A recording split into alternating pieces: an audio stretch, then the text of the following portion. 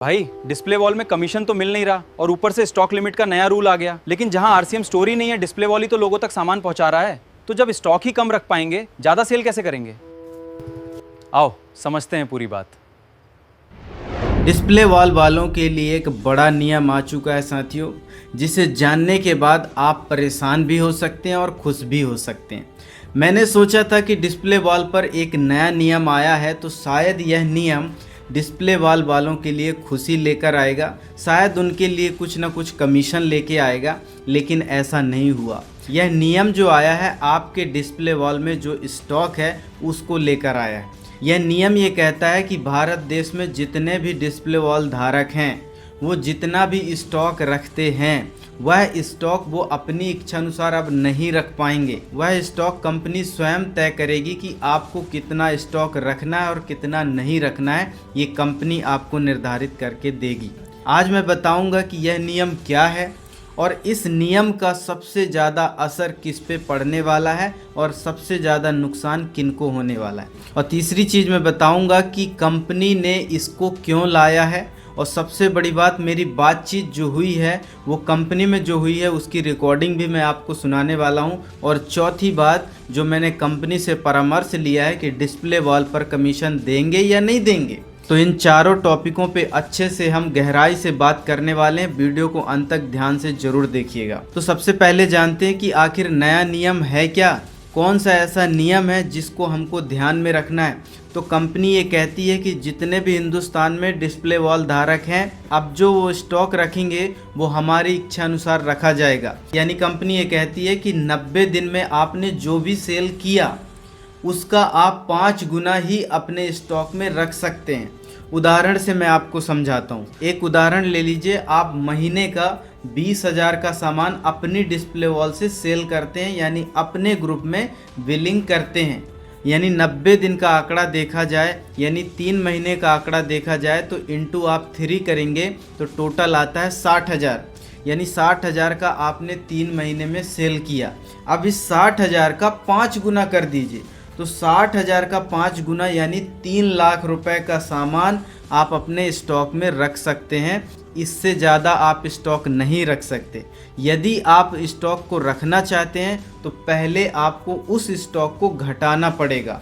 और पता नहीं ये कंपनी ने क्यों किया, क्यों नहीं किया। हो सकता है एक कारण ऐसा हो सकता है कि लोग अपने डिस्प्ले वॉल में बहुत ज़्यादा स्टॉक रख रहे हैं।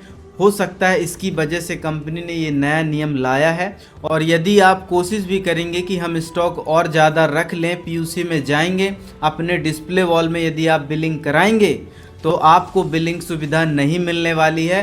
बिलिंग का पॉपअप कुछ इस तरीके से दिखेगा जो मैं आपको डिस्प्ले में दिखा रहा हूँ। इसको ध्यान से समझिए। अब बात करते हैं सबसे ज़्यादा प्रभाव और सबसे ज़्यादा नुकसान किसको होने वाला है। सबसे ज़्यादा नुकसान उस व्यक्ति को होने वाला है साथियों जो एक्टिव है, लगातार इस अभियान में ग्रो कर रहा है और लगातार तरीके से काम कर रहा है। वो अपने जितने भी जूनियर हैं, यानी कहा जाए तो जितना भी उनका ग्रुप है, जो भी सामान उनको देना होता है, ऐसी कई जगह हैं, जो ऐसे कई लोग हैं जो अपने ही डिस्प्ले वॉल से कई सारे लोगों को सामान भेजते हैं, कई सारे लोगों का बिलिंग करते हैं। उनको बहुत ज़्यादा प्रभाव पड़ने वाला है। कैसे, ये मैं समझाता हूँ। देखिए, सपोज करते हैं कि आपने 3 महीने में बहुत कम बिलिंग किया। हो सकता है आपका बिजनेस डाउन रहा हो या टर्नओवर बहुत कम रहा हो, तो लोगों ने खरीदारी नहीं किया। हो सकता है इस महीने आपकी पिन आने वाली हो और आपने बहुत कम वहाँ पर बिलिंग किया।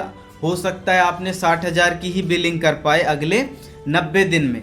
और अब इस महीने जो आपने ठाना है कि इस महीने में 2 लाख या 3 लाख का बिलिंग करूंगा। ऑलरेडी आपके अकाउंट में 1 लाख या 2 लाख का बिलिंग है, ऑलरेडी स्टॉक है, और आपने अभी उसका बिलिंग नहीं किया। सामान तो चला गया या सामान आपने यूज़ कर लिया।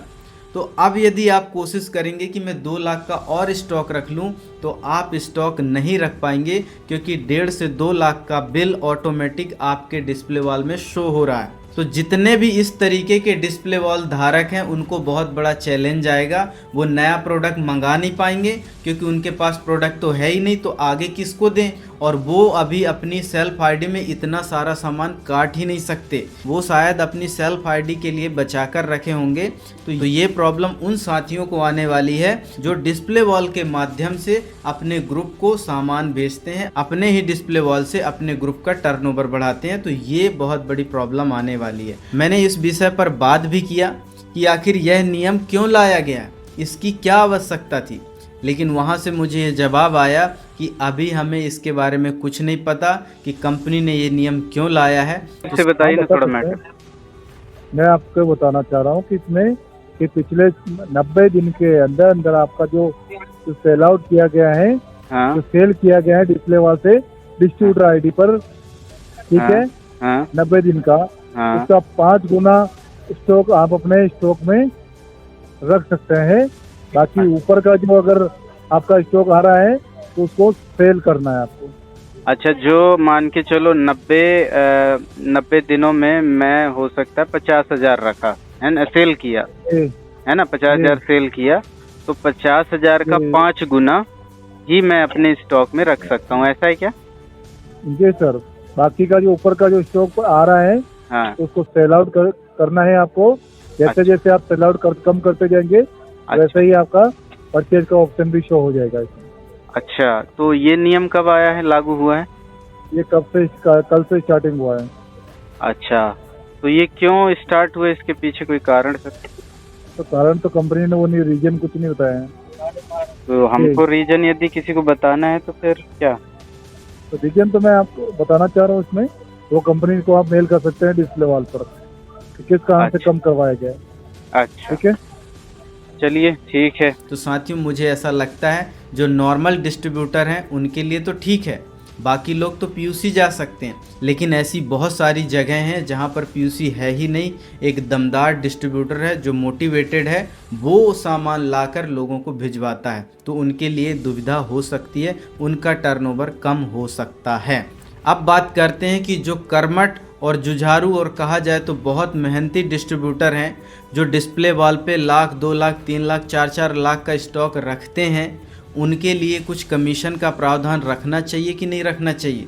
ठीक है, आप सोचते हैं कि बहुत सारे ऐसे डिस्प्ले वॉल धारक हैं जो बहुत ज़्यादा स्टॉक रखते हैं, बिलिंग नहीं करते, तो ये कंपनी के हिसाब से तो ठीक है, लेकिन उनके हिसाब से भी तो हमें सोचना पड़ेगा कि जब हम कमीशन नहीं दे रहे हैं तो वो अपने लिए कुछ बचा कर तो रखें। इकट्ठा यदि बिलिंग कर देंगे एक ही महीने तो उनकी जो मेहनत है वो तो निपट जाएगी ना। भले आपकी पॉलिसी कुछ भी है, मुझे ऐसा लगता है कि इनकी मेहनत के लिए कुछ ना कुछ तो हमें प्रावधान करना चाहिए या कुछ ना कुछ कमीशन देना चाहिए। और साथियों, पिछली वीडियो में मैंने कहा था कि आप कंपनी को मेल कर सकते हैं, अपनी बातें रख सकते हैं, लेकिन कितने सारे लोगों ने रखा है मुझे तो नहीं पता। तो जितने साथी कंपनियों को मेल किए हों और अपनी बात रखे हों तो मुझे कमेंट करके ज़रूर बताइए।